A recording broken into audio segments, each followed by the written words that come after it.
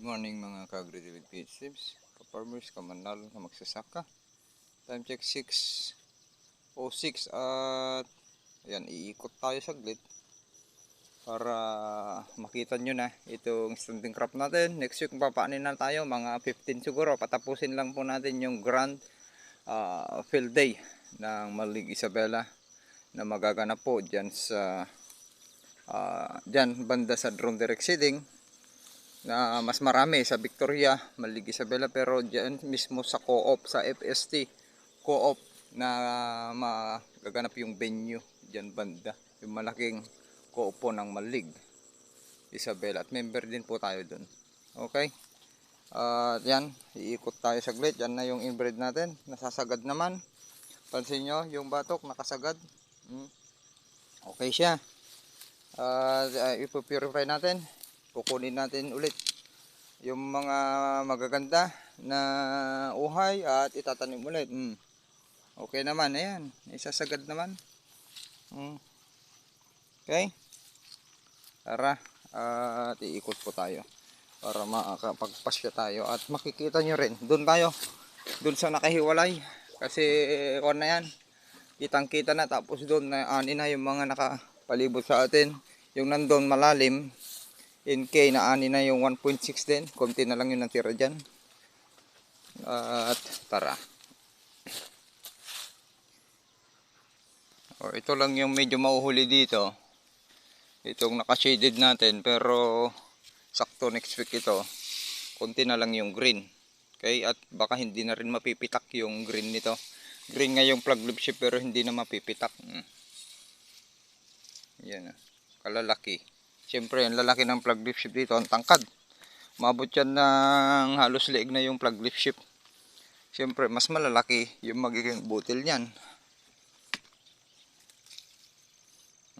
Tignan natin kung inikutan pala nung naka 210 kaban nito. Pag uwi natin nakaraang hapon ay nakita niya raw ito pala. Sabi ng pamangkin ko, yung tagahan tractor, si Rodilito. Ayan, talaga kasi yung mga yan ay nagkwandon, yung nagkakaryada rin yun na may mga sakahan. Yun ang inani nung nakaraang araw, nakita nila yung standing crop natin, na sabi naman niya ay mas makapal itong palay po natin, itong drone. Pero sabi ko naman, syempre mas malilit na yung uhay doon sa gitna dahil direct seeding nga. Unlike doon sa transplant sa kanya, 210 kaban ang naani niya, nasa 12 metric tons mahigit yung pag kinumpute natin po yun. Kaya mataas po yung ani niya. Yan, nakita niya raw ito eh. Tignan natin, ito na lang yung hulip. Check natin, linis oh. Sakto next week ito. Okay na, hindi na mapipitak yung kwan nito next week.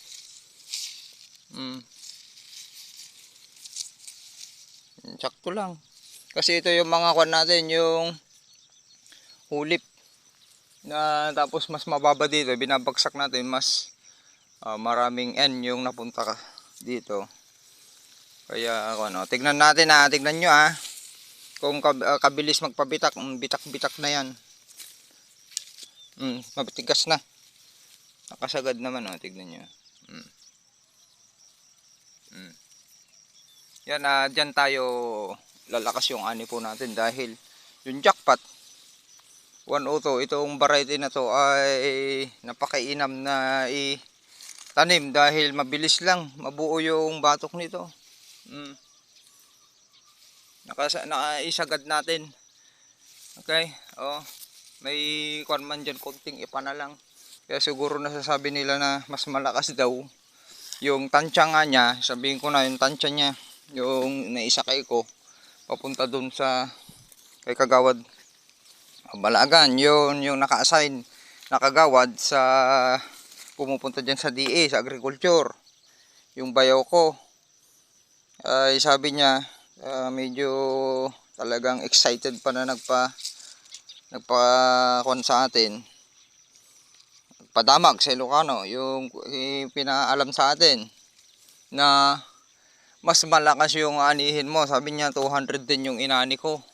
sa jackpot at nakita ko na yung palay mo dahil nga dyan yung mas makapal yung palay mo, sabi niya. Kaya niya ng 250 kaban per hectares yung tansya niya. Sabi ko naman ay tignan na lang po natin kung maisako, pero hindi, talagang mas makapal, sabi niya. Kaya tignan natin. Hope ay kung mangyayari man yon, hindi ako nag-expect na ng ganon. Ang expected na lang natin, ang gusto ko lang i-break yung record ng drone direct seeding, na kung kahit maka 10 tons lang tayo. Ito na yung pilapil dito eh. Tignan nyo, wala akong pilapil na tambakan ng palay. Kahit maka 10 tons lang tayo, ay masaya na po tayo. Okay, pasok na rin po tayo sa 10 tuner na programa ng LGU de Malig Isabela at DA Regional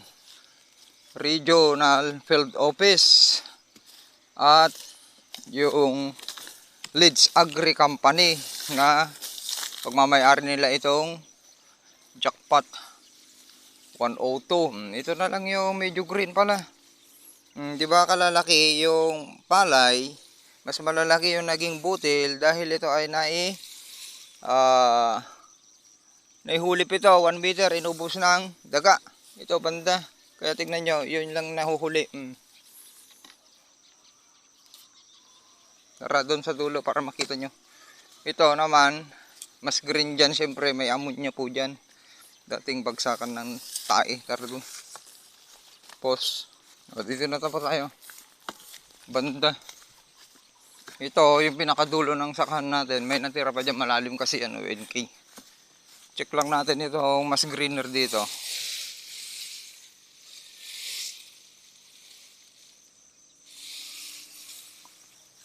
Nasunog yung plug lip shift dito. Ayan kung malakas yung ammonia sa palay ninyo, ayan, green pa, ay nahihinog na.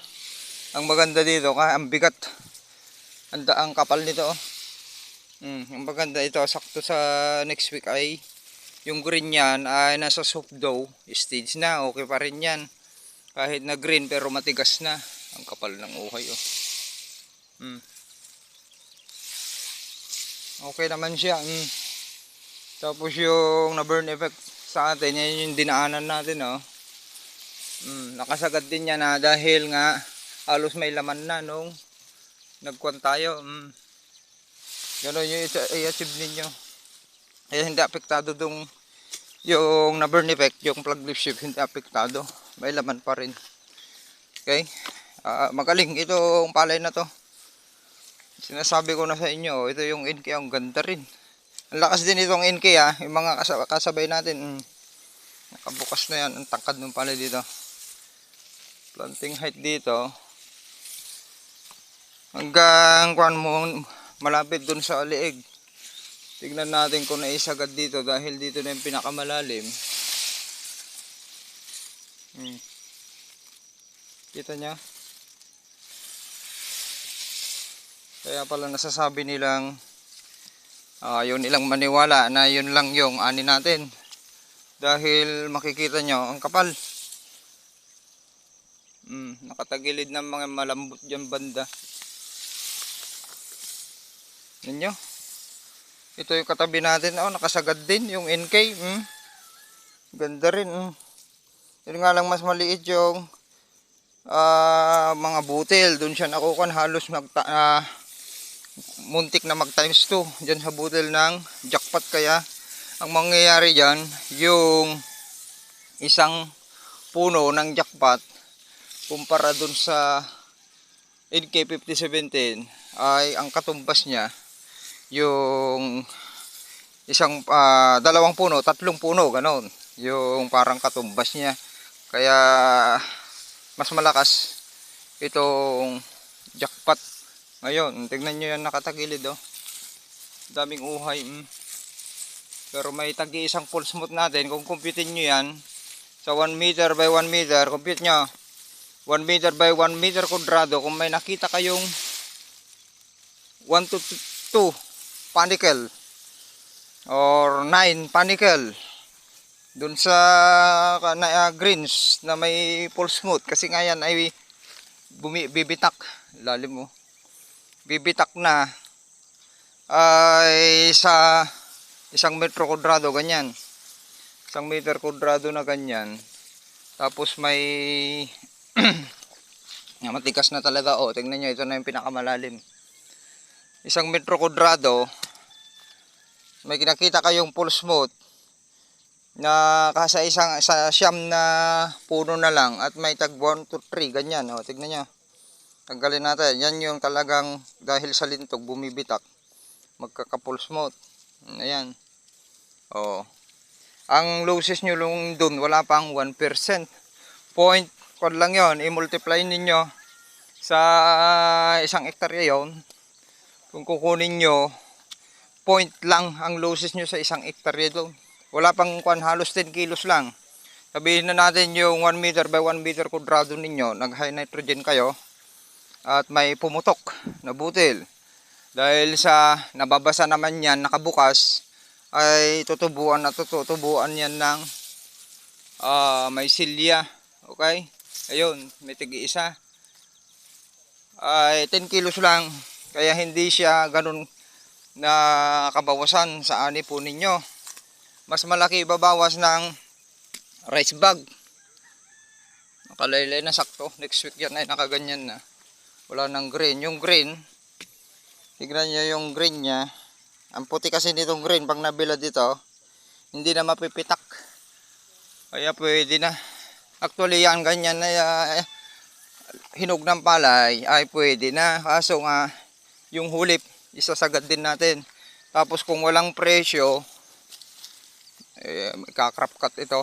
Kung walang presyo, ay scan dry natin dito na lang, para konting bilad na lang. Ibibilad natin, mapipilitan tayong ipasok dun sa NFA. Kung ang presyo dito ay 19 pababa, ang presyo ng NFA ngayon ay 26. Ang dry, masyadong malayo yung gap. Mas mananalo tayo kung ibibilad po natin ito,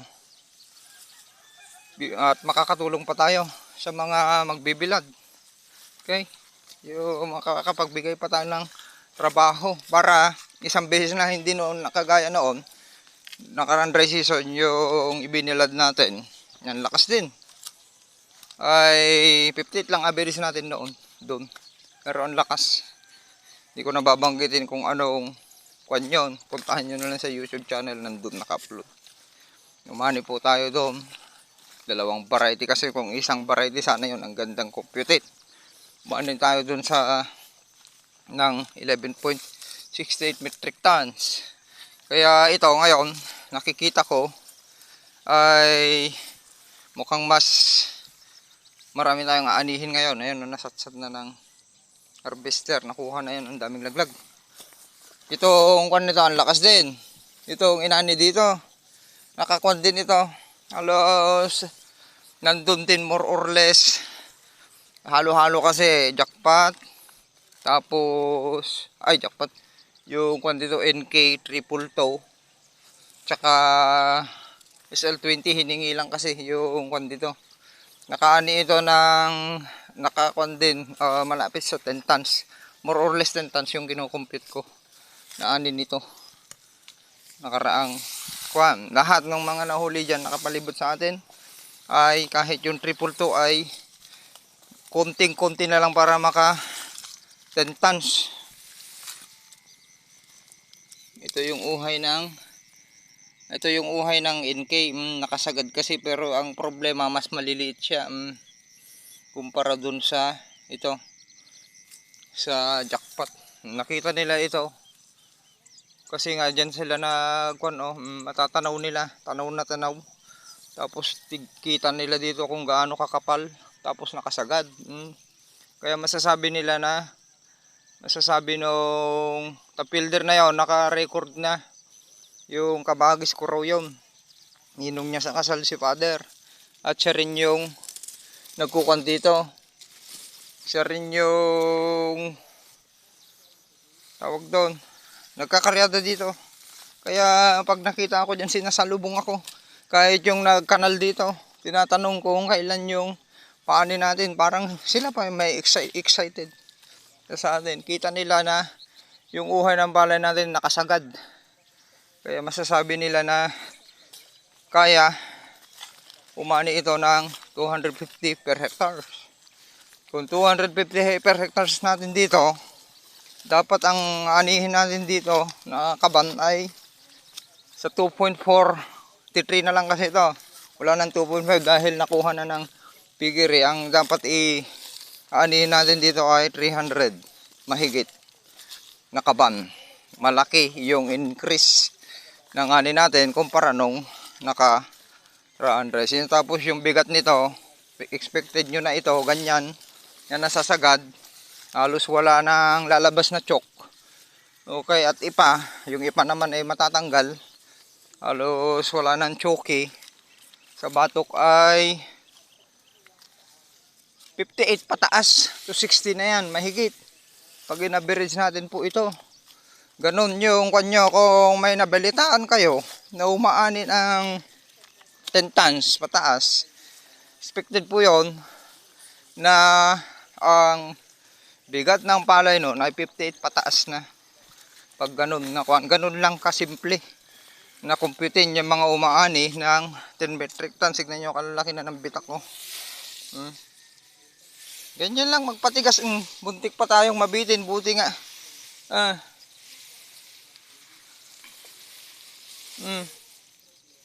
Diba? Ang tigas na.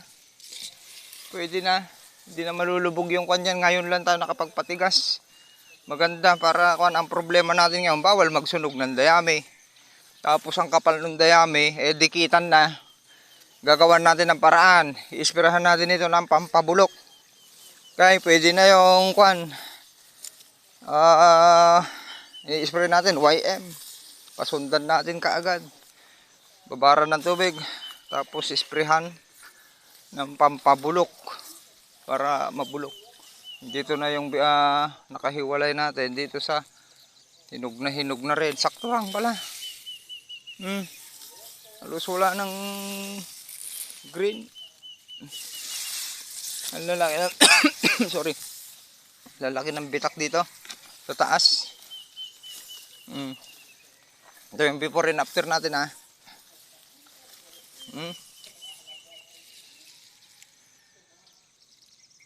May skin rin na to next week sa lakas ng sikat ng araw. Sakto lang yung paani natin, isasagad natin.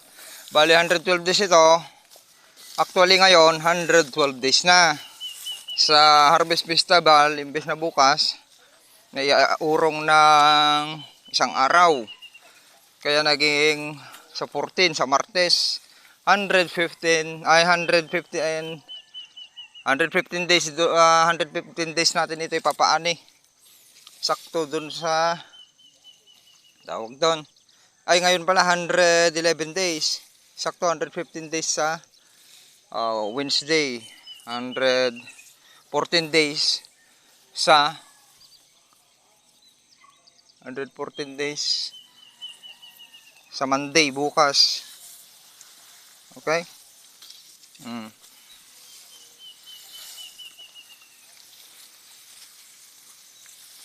Okay na, yun lang yung mga may mga green yun yung mga nag-high nitrogen na pero hinog na. Nakasagad na dito. Ito nyo kung may kung dyan. Tigas na. Kumtat sa Ilocano.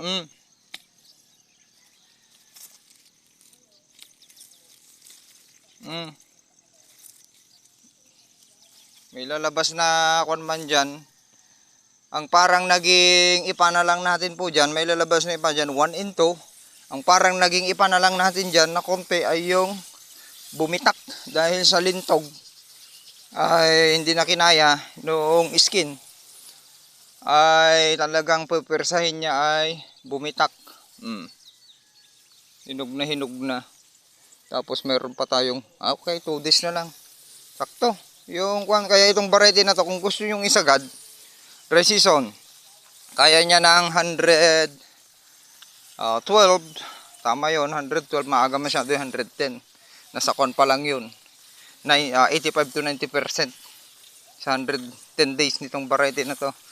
Kaya nasa 112 to 115 days. Kaya sa PI, yun yung timing nyo. Malaking bagay yung 1-2 araw kasi yan sa follicle initiation para mapalabas ninyo yung mahabang uhay. Kagaya nito. Kaya pansinin nyo, kahit direct seeding siya, yun yung hinabol ko talaga. Kasi nga direct seeding, mas dikitan, tignan nyo. Mas maraming puno. Yan, nagsowi siya ng mahigit 5, may 10 pa at marami yung mas maraming kuan yung gap, mas maluwang ay mas marami yung ikod niya, nailabas. Okay?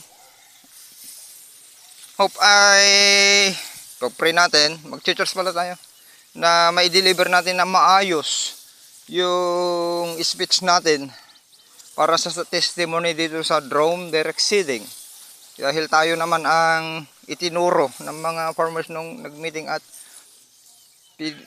ilinista ni Sir Elmer mabuti ng Department of Agriculture na siya yung nakamonitor po dito, nag-manage ng drone direct seeding ng programa ng LGU at Project Atlas na pinamunuhan ng programa ng LGU at DE Malig Isabela at Regional Field Office Region 2.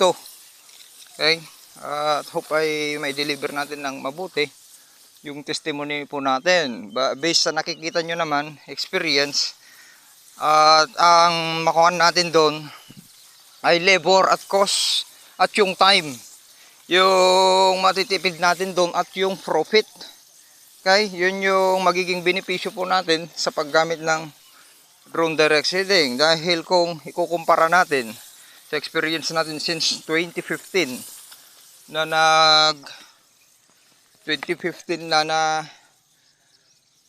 nagtanim tayo, transplant direct, nasubukan na natin yan. 2015 tayo na nagsimula nagsaka, ibinalik itong sanla na to dahil matagal nga nakasanla dahil nagamit sa pag-aaral natin. Okay, pag-aaral ng ating pamilya, mga kapatid, ay